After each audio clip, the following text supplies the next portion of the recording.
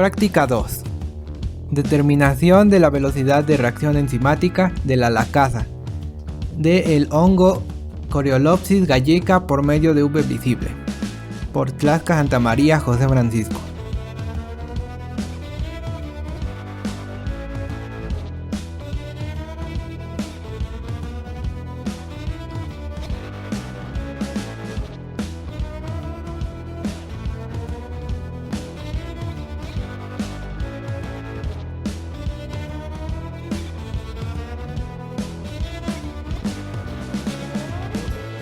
Existen diversas reacciones que suceden de una manera lenta, específicamente aquellas cuya energía de activación es elevada.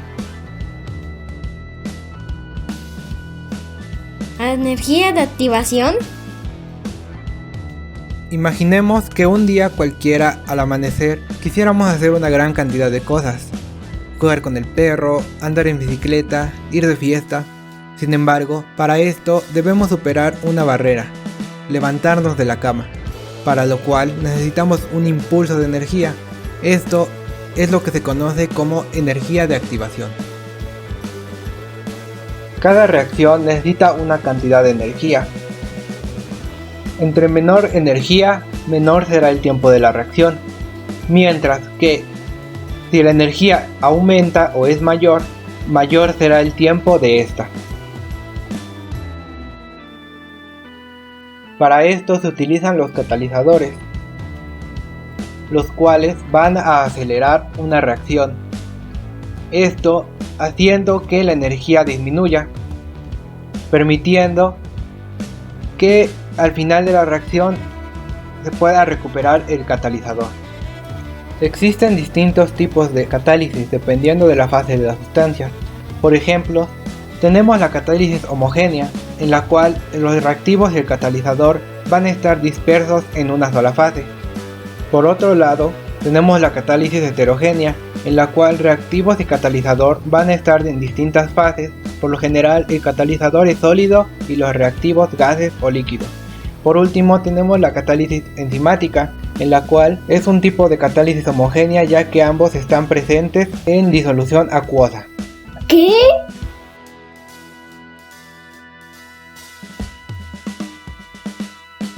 Bien, procedamos primero a explicar qué son las enzimas, y es que estas son proteínas que van a cumplir la función de catalizadores biológicos.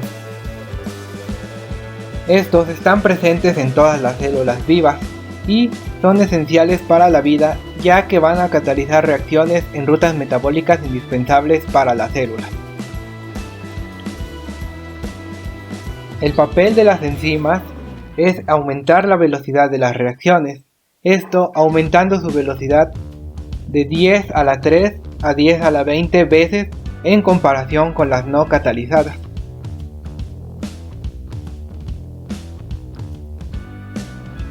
Las enzimas son muy específicas para los sustratos en los que actúan. Algunas de ellas cuentan con estereoespecificidad, pues solo actúan sobre un estereoisómero del sustrato.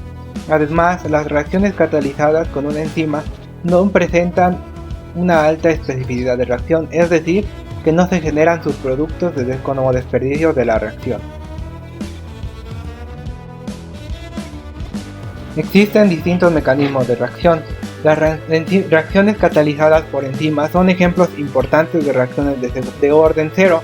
Esto es que la velocidad de esta reacción es independiente de la concentración del sustrato, siempre que éste esté en la reacción, es decir, que la velocidad es igual a la constante de velocidad. Neil Fisher propuso que las enzimas y los sustratos están interactuando entre sí para formar el complejo enzima-sustrato. Esto lo explica mediante el modelo de la llave y la cerradura, que nos dice que la configuración espacial de la enzima y el sustrato los hace complementarios. En cuanto a los mecanismos utilizados por las enzimas para realizar el proceso de catálisis, son 4, y estos son catálisis por proximidad, en la cual el sustrato debe orientarse y acercarse de forma precisa a los grupos funcionales catalíticos, dando lugar a formar el complejo enzima-sustrato en estado tenso, lo que a su vez va a facilitar que este complejo pase al estado de transición.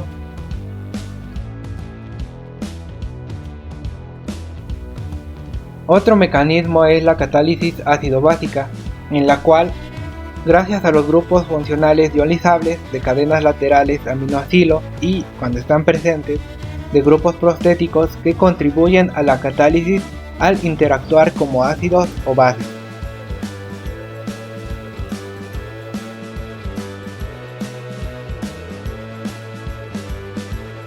Tercer mecanismo es la catálisis por estiramiento. Como se ve en el gráfico, las enzimas se van a unir a sus sustratos en una conformación desfavorable, lo que va a provocar que el enlace se rompa. El estiramiento va a ocasionar distorsión y debilitamiento del enlace.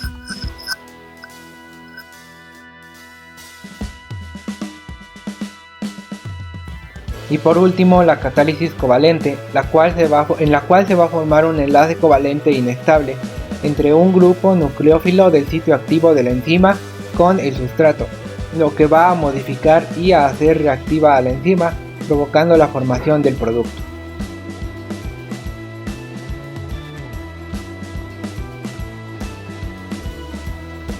Velocidad de reacción. Como vemos en la ecuación, las reacciones se dan en dos pasos, por lo que resulta un poco complejo el análisis matemático de la reacción.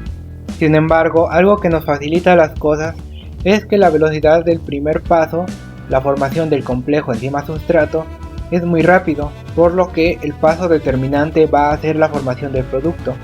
En general, la rapidez para dichas reacciones va a estar dada por la ecuación rapidez igual a la delta de la concentración del producto en el tiempo, lo que es igual a la constante de velocidad 2 por la concentración del complejo enzima-sustrato.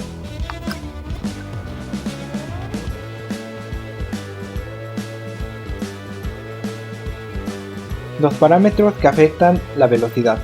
La cinética enzimática se diferencia de la cinética química simple porque las velocidades de reacción catalizadas por enzimas van a depender de la concentración de la enzima, y esta nunca es un producto ni un sustrato de la reacción. Si vemos una gráfica de la rapidez contra la concentración del sustrato, suele formar una curva. Como vemos, al inicio la rapidez aumenta rápidamente al incrementarse la concentración del sustrato. Sin embargo, sobre ciertos niveles de concentración, todos los sitios activos van a estar ocupados y la reacción se vuelve de orden cero respecto al sustrato. En otras palabras, la rapidez permanece constante, aun cuando se aumente la concentración del sustrato.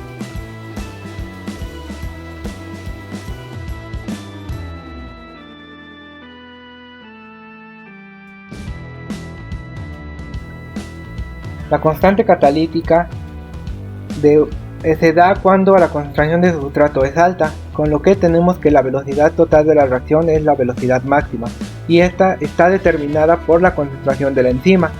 La constante de velocidad observada bajo estas condiciones se llama constante catalítica o Cat, y se define mediante la fórmula velocidad máxima igual a la Kcat por la concentración de la enzima total. Esto de formulado va a ser la velocidad máxima entre la concentración total de la enzima. La constante catalítica va a indicar la cantidad máxima de moléculas de sustrato convertidas en producto cada segundo por cada sitio activo. A eso se le llama con frecuencia número de recambio.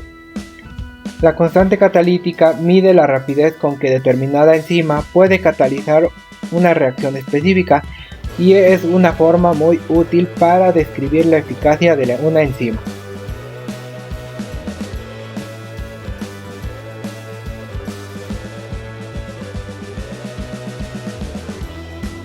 La velocidad inicial medida es cuando la concentración de producto es pequeña, y para esto se utiliza el modelo de Michaelis-Menten. De acuerdo a la ecuación de Michaelis-Menten, la velocidad inicial de la reacción es linealmente dependiente de la concentración del catalizador, cuando se mantiene constante la concentración del sustrato. En esta ecuación, la velocidad máxima es la velocidad máxima a la que se puede llegar, y sucede cuando toda la enzima está unida al sustrato. La Km es la constante de Michaelis y se define como la concentración del sustrato cuando la velocidad inicial es igual a la mitad de la velocidad máxima, además de que también indica la afinidad de una enzima que tiene hacia el sustrato. En otras palabras, se podría decir que mientras mayor sea la Km, más fuertemente estarán unidos.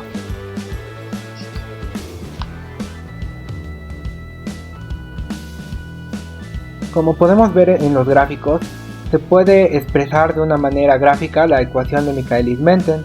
Como vemos, la Km va a corresponder al 1/2 de la velocidad máxima, y como ya se mencionó, al inicio de la reacción la velocidad máxima va a crecer rápidamente, mientras que con el aumento de la concentración del sustrato, esta se va a tornar lineal. Bien, ahora pasemos al desarrollo experimental. Primero procedemos a extraer 1 mililitro del extracto de cultivo de Coriolopsis gallica.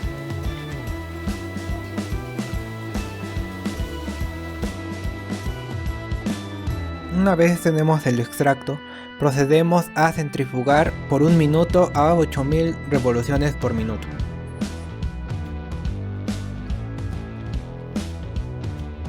Posteriormente procedemos a extraer cuidadosamente el sobrenadante.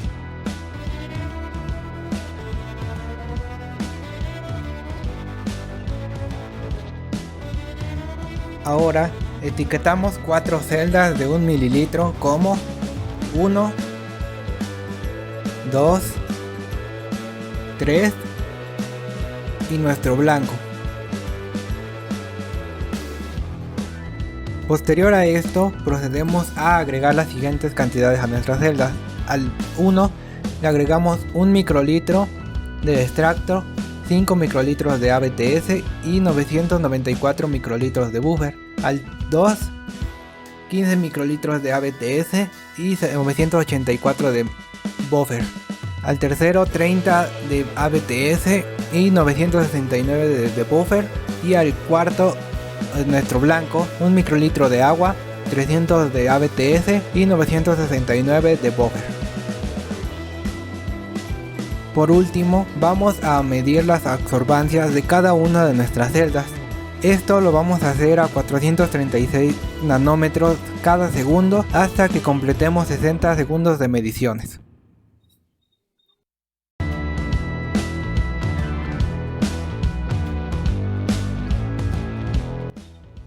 Conclusiones. La realización de este tipo de experimentos nos ayuda a comprender un poco mejor la teoría sobre la cinética enzimática y así comprender cómo es que se lleva a cabo y poder comprender las maneras de analizar este tipo de reacciones debido a sus diferentes condiciones que van a diferir de otro tipo de reacciones. Sin embargo, considero que es necesario realizar los experimentos y no solo hacer una investigación sobre ellos, ya que si es de esa manera, solo se aprenderá la parte teórica sin llegar a tener esa experiencia práctica que va a ser necesaria para afrontar problemas en la industria.